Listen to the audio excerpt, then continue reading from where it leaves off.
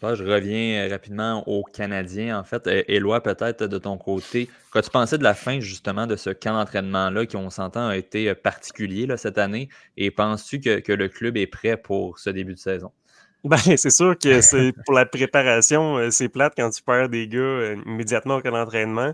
Une chance que l'année, ça sera pas si long que ça. Mais oui, disons que ça a été des drôles de matchs. Tu sais, le dernier match préparatoire, d'habitude, tu veux y aller à peu près avec ta formation qui va partir le premier match. Comme ça, tu sais, tes éléments peuvent travailler ensemble, justement. Puis là, ben, on a décidé, on n'avait pas le premier trio parce que ça commence à être trop risqué là, avec les matchs contre Ottawa. Donc, est-ce que la préparation est à 100%? Peut-être pas au point où on l'aurait voulu chez le Canadien. Tu as eu des matchs avec des avantages numériques à n'en plus finir des deux côtés. T'sais, donc, ça n'a peut-être pas été le camp le plus glorieux de l'histoire pour le Canadien, mais il y a plusieurs équipes dans cette situation-là aussi.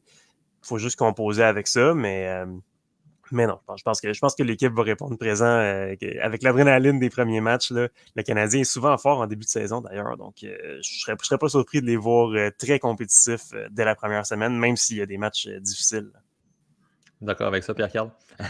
Oui, c'est pas un camp qui était très évident, notamment, comme Éloi l'a dit, avec les blessures ou les coups qu'il y a eu, les batailles en fait entre les joueurs. On voulait protéger un peu nos joueurs et pas avoir plusieurs joueurs absents en début de saison. Donc, c'est pas un camp qui était évident, mais j'espère que les joueurs seront prêts. Mais c'est des athlètes, là. Donc, lorsque la saison commence, là, souvent, ils mettent la switch à on, comme on dit, puis ils sont prêts à aller à la guerre. Il y a quand même 3 parties en 4 soirs, donc ça va être quand même un gros début de saison. Donc, c'est à voir. Mais tu sais, la blessure, tu vois, à Patrick Laine fait quand même mal aux Canadiens de Montréal. On voit que, tu sais, on n'a pas une grande profondeur. Là, tu sais, à droite, à part Slavkovski, on se retrouve avec Joël Armia qui a eu ses bons moments, mais tu sais, est-ce qu'il va répéter sa fin de saison de l'année dernière? On lui donne une chance sur le deuxième trio. Mais si ça ne fonctionne pas, après ça, tu as Anderson qui n'a pas pris la place plus que ça, même en l'absence de Patrick Laine. Puis sinon, tu as Gallagher qui c'est de plus en plus difficile là, côté vitesse. Là, donc, ça va être à suivre, mais si on a une blessure près du côté du Canadien en attaque, en fait, ça va faire encore plus mal. Là.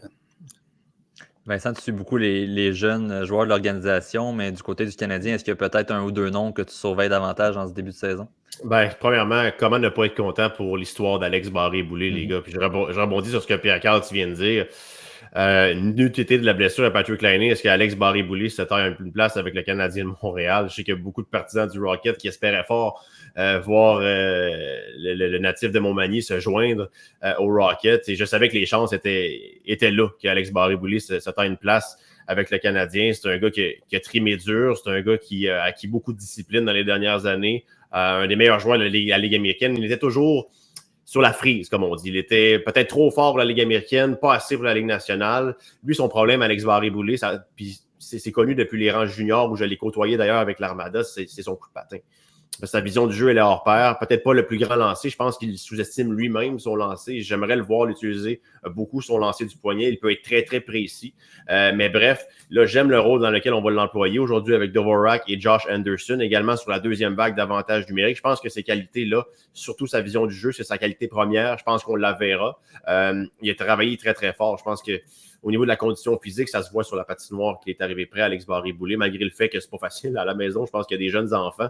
Il fait son possible comme jeune père, mais bon, ça l'a amené à être très, très discipliné. Il ne l'a pas volé sa place à 27 ans. Il m'a toujours impressionné. Sa capacité de trouver justement les lignes de passe, là, c'est un des meilleurs joueurs que j'ai vu dans ma jeune carrière d'analyste ou journaliste ou peu importe. Puis je pense que les partisans du Canadien vont rapidement apprendre à l'aimer cette saison. Du moins, la fenêtre pour lui, elle est là. C'est à lui de démontrer. Là, il a atteint la Ligue nationale. Du moins, il a percé de l'information au camp d'entraînement, mais c'est encore plus difficile d'y rester, les gars. Oui, effectivement. Je termine ce grand club avec une habitude qu'on a pris l'an dernier, donc d'y aller avec vos prédictions de la semaine du côté du Canadien. Donc, comme on l'a mentionné, on a 4 matchs à venir du côté du bleu-blanc-rouge, donc contre les Maple Leafs demain, suivi d'un match à Boston jeudi, contre les Sénateurs à Montréal samedi, puis contre les Pingouins également lundi. Donc, sur une possibilité de 8 points, combien de points iront chercher le Canadien, Éloi? Écoute, on va y aller, on va être conservateur, on va y aller en plein milieu. On va dire 4. 4 points. Pierre-Carl? Je m'en allais dire 4, moi aussi, en fait. C'est contre les Maple Leafs de Toronto, ça donne toujours des matchs qui sont serrés. En plus, c'est le premier match à domicile, donc les gars vont vouloir se performer et tout donner pour bien débuter cette saison. Vincent? Moi, je dirais 3 points, une victoire dans le match d'ouverture demain. Je pense que ça va être un peu plus ardu sans être catastrophique. L'autre point, je dirais face aux Sénateurs. Ouais, face aux Sénateurs. La rivalité qui va commencer à s'installer. Ah oui. Oui, on va avoir des matchs très intéressants en commençant. Oui. Je vais nous ramener à une moyenne de 4 points. Je vais aller avec 5 points. Je vais être l'optimiste de cette semaine. Donc, d'ailleurs, je crois également que le match d'ouverture à Montréal va aider le Canadien à aller chercher des points dès le départ. Et par la suite, j'imagine, contre les Sénateurs et les Pingouins, on sera en mesure de possiblement prendre des points. Quoi qu'on contre les Bruins l'an dernier, on a pu surprendre en début de saison. Même si les Bruins avaient une saison incroyable, on voyait encore une fois que le Canadien ont réponse parfois aux Bruins de Boston. Donc, quand même intéressant à suivre ces 4 premiers matchs.